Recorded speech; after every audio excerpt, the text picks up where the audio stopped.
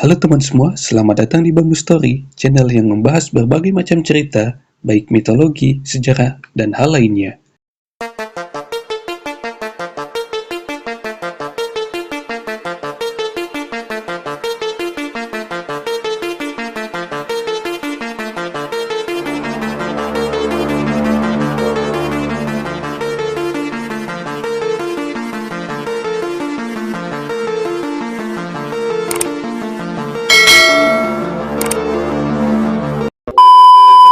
Pada kali ini, kami akan membahas kisah Salahuddin Al-Ayyubi, seorang panglima perang dan pejuang Muslim Kurdi dari Tikrit yang saat ini merupakan daerah utara Irak. Orang-orang Eropa mengenalnya sebagai Saladin, seorang jenderal hebat yang gagah berani yang memerangi tentara Salib.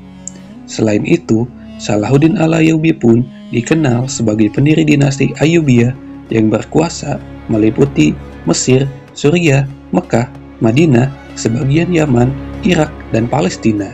Salahuddin Al-Ayyubi berasal dari bangsa Kurdi. Dia lahir di benteng Tikrit, Irak, tahun 1138 Masehi, ketika ayahnya menjadi penguasa Seljuk di Tikrit. Salahuddin mengisi masa mudanya dengan menekuni teknik perang, strategi, maupun politik. Pada tahun 1171, Salahuddin Al-Ayyubi mulai berkuasa sampai dia meninggal pada tanggal 4 Mei 1193. Salahuddin Al-Ayyubi terkenal di dunia Islam karena kepemimpinan, strategi militer, dan sifatnya yang kesatria dan adil pada saat dia berperang dengan kesatria Salib. Dia juga adalah seorang ulama. Tahun 1164, Salahuddin dikirim oleh penguasa Damaskus ke Mesir untuk membantu dinasti Fatimiyah melawan serangan tentara Salib. Di Mesir, Salahuddin diminta untuk mempertahankan wilayah tersebut dari serbuan kerajaan Latin Yerusalem di bawah kepemimpinan Amalrik I. Meski saat ini dinamika politik di Mesir sangat keras dan dia tidak memiliki kuasa atas tentara yang masih di bawah kepemimpinan Al-Adid, seorang wazir atau setara Perdana Menteri, Salahuddin dan pamannya, Shirkuh, mampu mempertahankan Mesir. Setelah Al-Adid meninggal, Shirkuh diberi kepercayaan menggantikan posisinya sebagai wazir.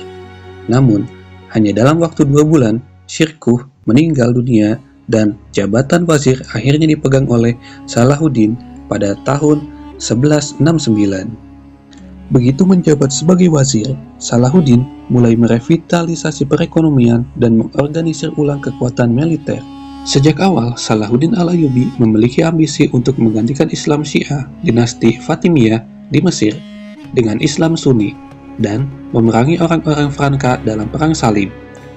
Karena posisi dinasti Fatimiyah yang semakin melemah, Salahuddin pun mampu menggantikannya dengan dinasti Ayyubiyah yang didirikan pada 1171. Ambisi Salahuddin untuk menggeser aliran Syiah dengan Islam Sunni pun tercapai.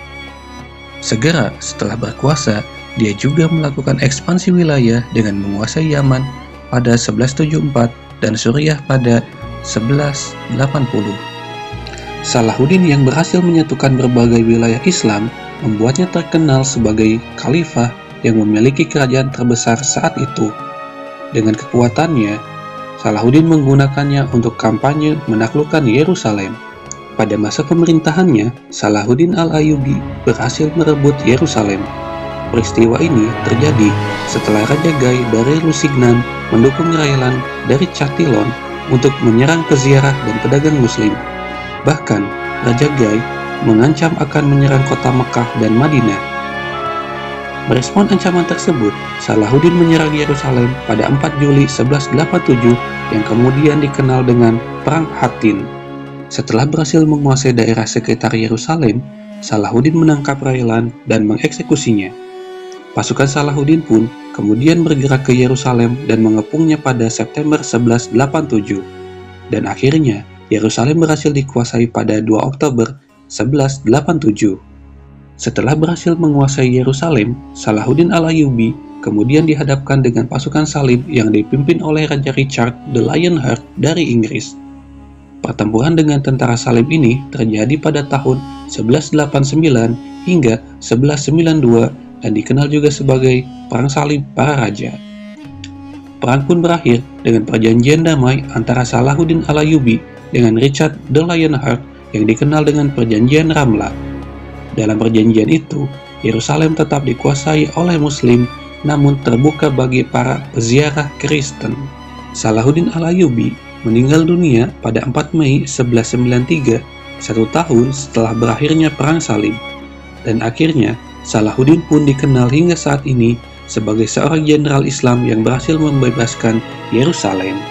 Demikianlah cerita kami tentang Salahuddin Al-Ayyubi. Semoga kisah ini bisa menambah pengetahuan dan menjadi inspirasi bagi kita semua. Kami undur diri, terima kasih.